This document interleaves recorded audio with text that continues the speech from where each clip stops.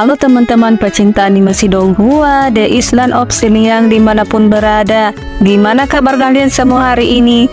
Apakah baik-baik saja? Selanjutnya kita akan melanjutkan kisah perjalanan Om Jingxuan dan Tuli. Jika kalian sudah siap, mari kita mulai ceritanya. Jingxuan bermimpi. Flashback di dalam mimpinya, Jingxuan besar melihat banyak mayat anak kecil yang tergeletak di tanah. Mayat-mayat tersebut adalah korban persembahan pada upacara penembusan surga. Dan pada saat yang sama juga terlihat Jingxuan kecil dan Tuli kecil selamat dalam upacara penembusan surga itu. Di kejauhan, Jingxuan melihat sosok pria parubaya dan pria tersebut adalah Sangsen. Sangsen segera menoleh ke arah Jingxuan dan tersenyum. Seketika Jingxuan mengenali dan memanggil ayahnya. Jingxuan berkali-kali memanggil Sangsen, tetapi Sangsen hanya terdiam seolah-olah tidak bisa berbicara.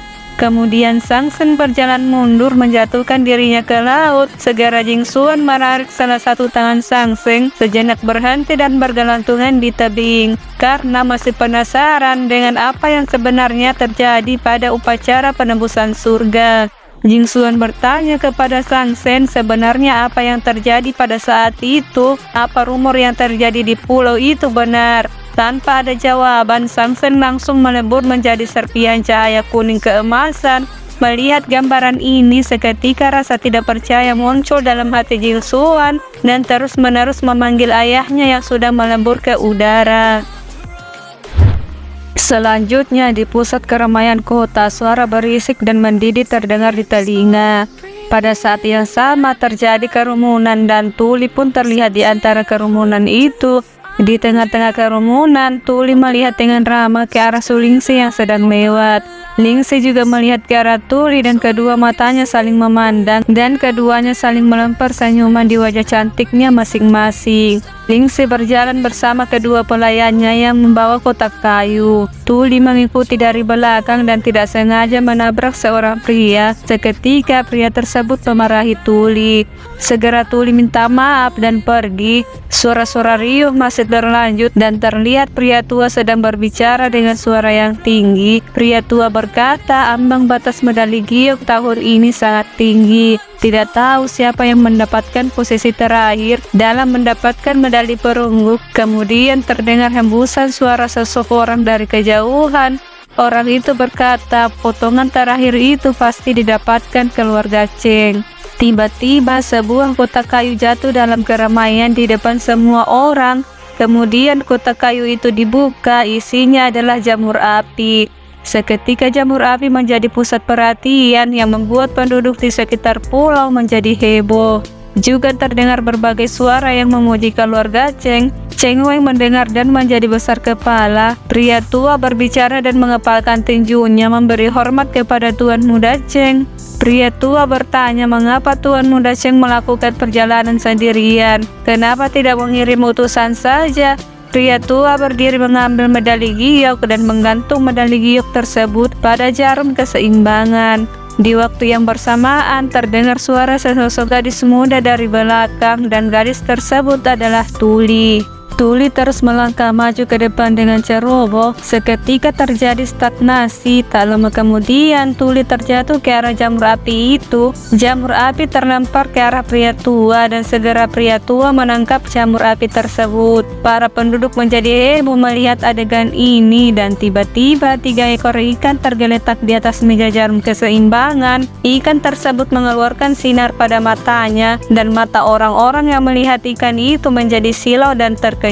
Segera terdengar suara. Kali ini ada pertunjukan yang bagus. Lihatlah Tuan keluarga Cheng. Dan sesosok pria tak dikenal melangkah maju meremehkan situasi Tuli dan membandingkan jamur api milik Tuan Muda Cheng.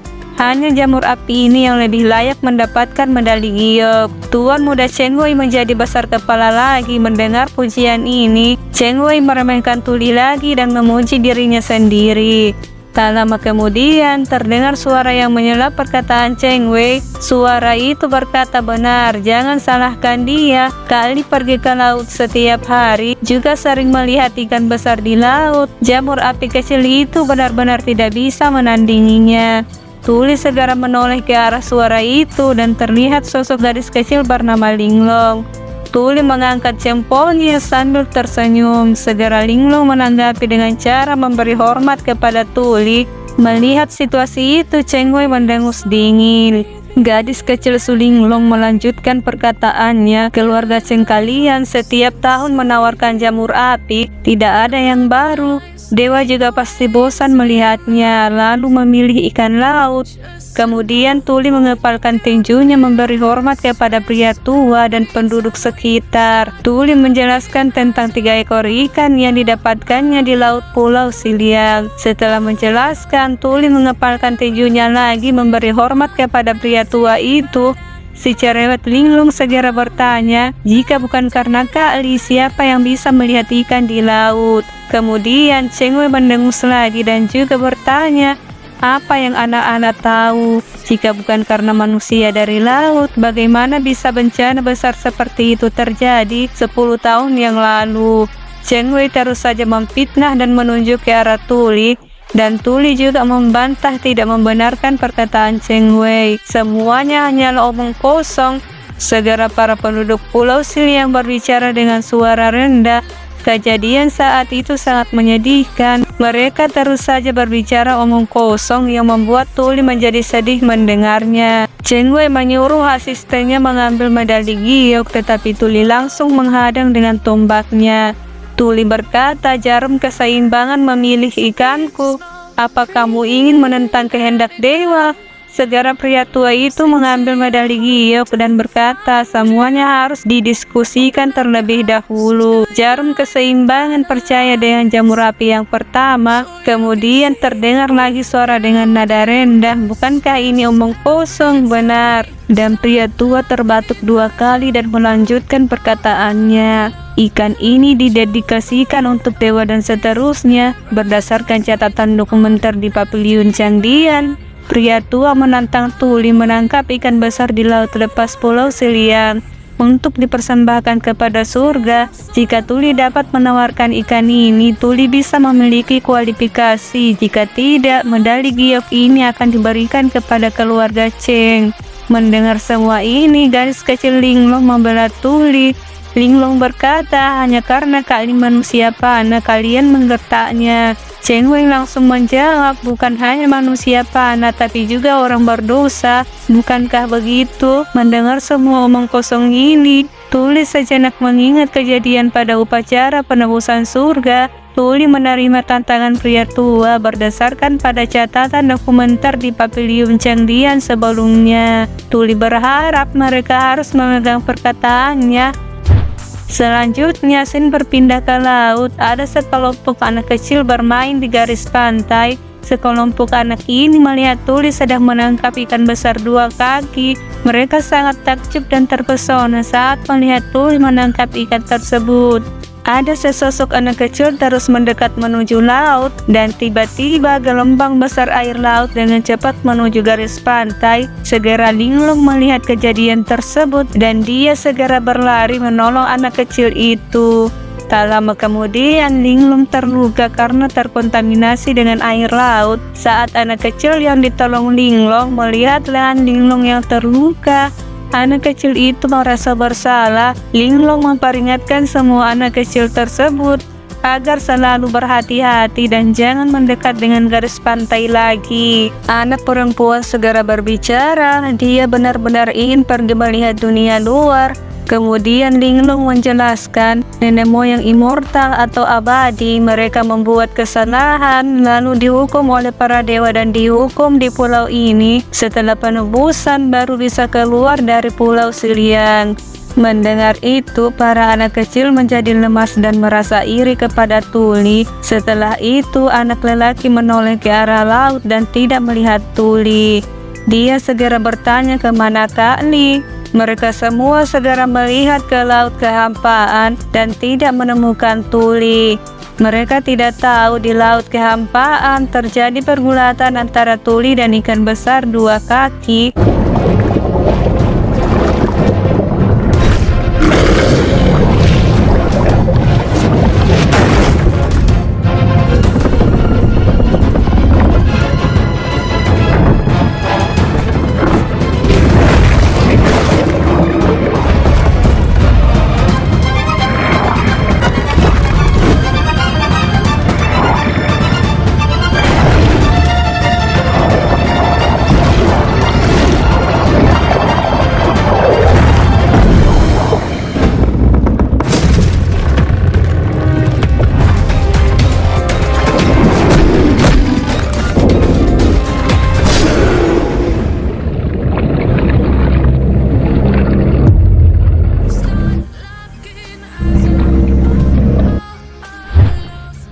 Setelah selesai pergulatan, Tuli melihat bangkai kapal dan segera menuju ke bangkai kapal tersebut. Tuli bergumam dengan lembut, kapal ini strukturnya sangat akrab. Tuli merasa kapal itu seperti milik ayahnya. Di atas permukaan laut kehampaan, sebuah bahtera berlayar. Tuli kecil berjalan-jalan di atas, di pinggir geladak bahtera. Segera ayah Tuli menggendongnya. Melihat situasi ini, pengikut ayah Tuli kecil berkata, "Bos, aku pikir nona muda terlahir sebagai bajak laut." Kemudian ayah Tuli berkata kepada Tuli kecil, "Di masa depan kamu akan lebih menjanjikan dibanding kami." Selanjutnya, Sin kembali ke dasar laut. Dari kejauhan, Tuli melihat benda jatuh ke dasar laut. Benda itu terlihat seperti gelang yang terbuat dari manik-manik dan mengeluarkan sinar cahaya terang. Di saat Tuli akan menggenggam benda tersebut, tiba-tiba terjadi ledakan dahsyat ke area sekitar. Sejenak Tuli memandang gelang itu dan segera melihat ke arah permukaan laut. Ada sesosok pria terjatuh ke dalam laut. Tuli melihat dan segera menolong pria tersebut. Kemudian Tuli membawanya ke permukaan laut. Di kediaman keluarga Cheng, bola api dengan kecepatan tercepat menuju ke arah Cheng Suo. Cheng Suo menggenggam bola api itu, membuka dan melihat pesan di tangannya. Adapun Cheng Ran di belakang Cheng Suo yang datang melapor tentang kejadian di pusat kota sebelumnya. Adapun isinya kita skip saja karena menurutku itu tidak penting. Mendengar semua laporan Cheng Ran, Cheng Suo menjadi geram. Waktu Cheng Suo melihat Tuli, dia merasa tidak nyaman dan punya firasat bahwa Tuli bukan gadis biasa. Cheng Suo tidak mengerti apa niat Heng Sui menahan Tuli di pulau. Cheng Ran menjawab, kemudian Cheng Suo menjadi marah. Cheng Suo mengingatkan agar tidak meremehkan manusia panah itu karena kedatangannya tahun itu memberikan harapan kepada semua penduduk pulau. Sebenarnya dia adalah sumber malapetaka saat itu sehingga Cheng Suo begitu tidak menyukainya. Tapi Cheng Ran selalu membela Tuli dan membuat Cheng Suo semakin marah mendengarnya. Seketika Cheng Ran mengepalkan tinjunya dan membungkuk memberi hormat kepada Cheng Suo. Cheng Ran berkata, "Aku tidak sungguh-sungguh." Cheng Suo menyuruh Cheng Ran segera mengirim seseorang mengawasi Tuli agar Cheng Suo merasa tenang karena Cheng Suo selalu punya firasat bahwa Tuli juga akan menyebabkan masalah baru. Selanjutnya di laut kehampaan, Tuli masih menolong pria itu. Dan tiba-tiba sebuah bahtera berlayar di depannya dengan kecepatan tertinggi menuju garis pantai. Bahtera segera berhenti, tetapi bahtera tersebut tidak berpenghuni.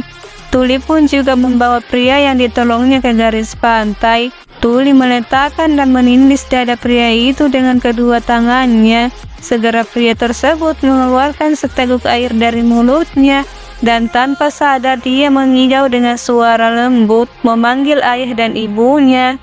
Mendengar itu, Tuli segera mendekatkan telinganya ke bibir pria tersebut dan pria itu bergumam dengan suara rendah, "Tolong aku." Setelah adegan ini, Tuli benar-benar meletakkan pria tersebut dan berkata, "Tidak tahu dari mana kamu berasal, masih mengkhawatirkan keluargamu." Tuli berdiri dan segera melihat ke arah bahtera yang begitu besar, yang jauh lebih kuat dari bahtera kecil Tuli. Jika diperbaiki, bisa pergi ke laut lepas, kata Tuli. Dan tiba-tiba Tuli merasa ada yang aneh.